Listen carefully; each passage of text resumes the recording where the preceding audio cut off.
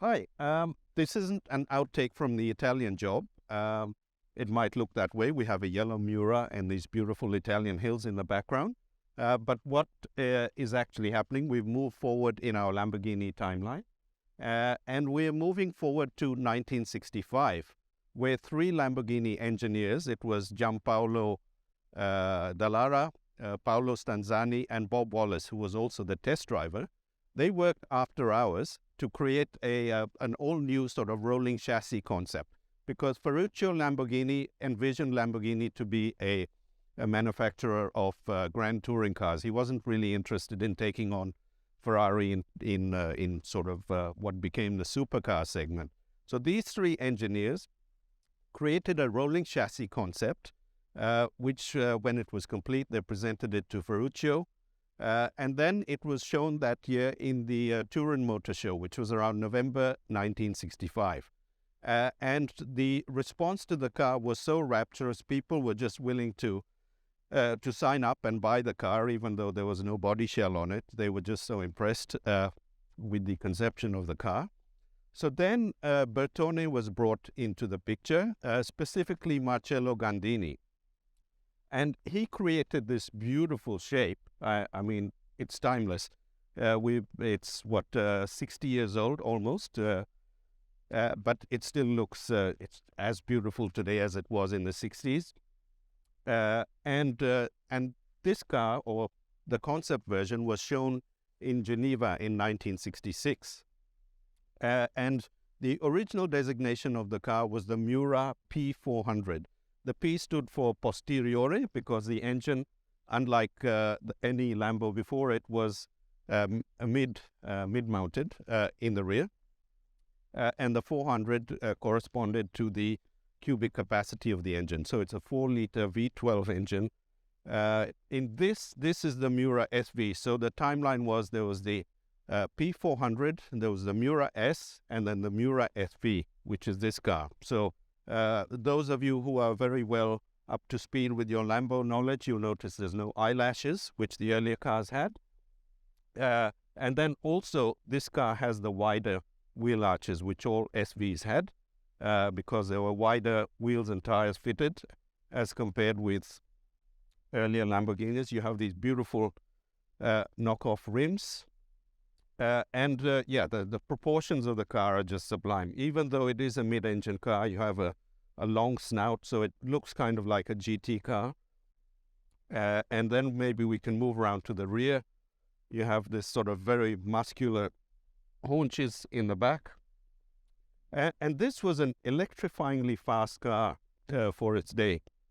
So it had, as I mentioned, the quad-cam V12 engine, which put out 385 horsepower, independent suspension all around, 4-wheel disc brakes. So in theory, this could do about 300 kilometers an hour, which for its day was unheard of. And this is actually the car that coined the definition of supercar. So I think it was an English journalist who sort of dubbed this car the supercar, and that's how the expression came about. And that's sort of used widely to a whole range of cars these days. So this really set Lamborghini on the path, on a sort of a new path. So where they were no longer just focused on grand tourers, but then sort of more on supercars. And then this paved the way for the Countach and then the Diablo and the Murcielago, which we will also drive today. So I think that's basically enough about sort of the conception of the car and the key nuts and bolts. So let's jump in and go for a drive. Oh, I almost forgot the most important part of this car, and it is, of course, the V12 engine. But first, I think we should see how spectacular this so-called Cofango looks. And I'm told Cofango is actually an amalgam of two Italian words. It's parafango, which is fender, and cofano, which is the bonnet. And those have been amalgamated into one word because the fenders and basically the engine cover and the front bonnet, they've been incorporated into one. So you have this beautiful clamshell look. And what's underneath is also equally spectacular. You have the V12 quad-cam engine, with the downdraft Webers. And as you can see, it is mounted transversely because the space was so tight in this car that the only way of actually accommodating the V12, the transmission, and the differential was to house it transversely. And incidentally, the transmission and the differential are all housed in one casing with the engine. And in earlier cars, in fact, the same oil was used for all three. But in this car, the SV, the transmission actually has its own oil reservoir. And then we can sort of move around to the front. And so, yeah, it's a very unusual layout. Obviously, you got the radiator at the front, you got the battery there, you got the two fuel pumps over there, the brake reservoir. And in order to sort of keep the clean lines of the car, the fuel tank is actually housed under there, under the spare tire. And you have the fuel filler cap, which is actually over there. But you don't need to lift the bonnet, which I will demonstrate in a second, in order to fill up the tank. There is a very clever way of doing that. So, yeah, as you can see, it's a very revolutionary design, especially for its era in the mid-60s. There was really, apart from the Ford GT, there was really nothing else of this ilk at the time.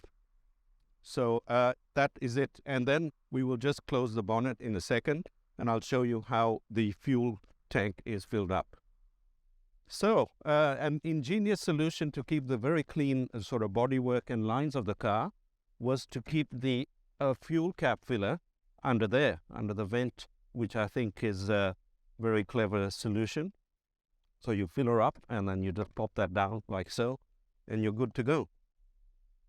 So here we are in the Miura, and I have to say, what a different experience from the 400 GT that I just hopped out of. So whereas that was like such a refined Grand Tourer, here you can tell you're in something a little bit more serious.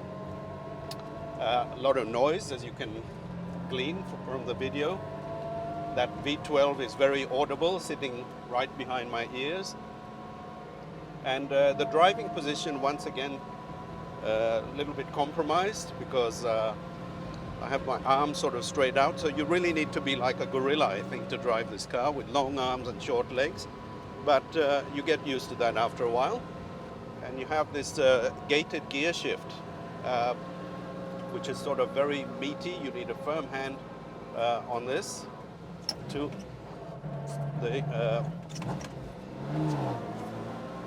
sort of get that through the ratios. But once you get used to that, that's also pretty good. Yeah, so obviously I'm sitting much lower than I was in the 400 GT.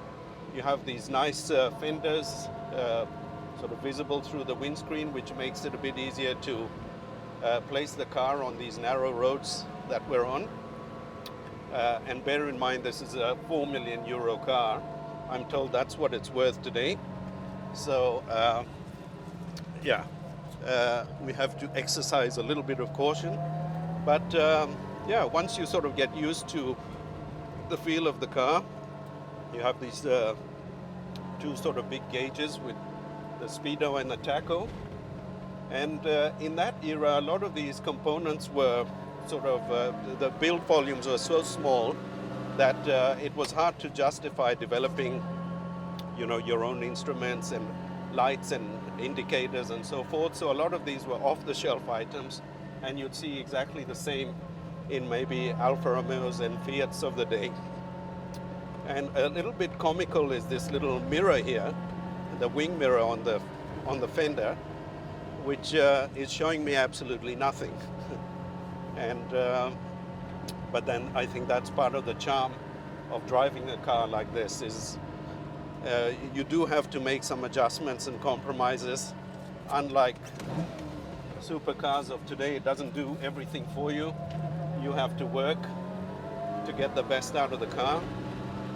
And that's kind of a very satisfying sort of part of probably driving, not only driving, but probably owning this car. And yeah, this is something you don't get to do very often. So I'm going to remember this day for a very long time, perhaps the rest of my life.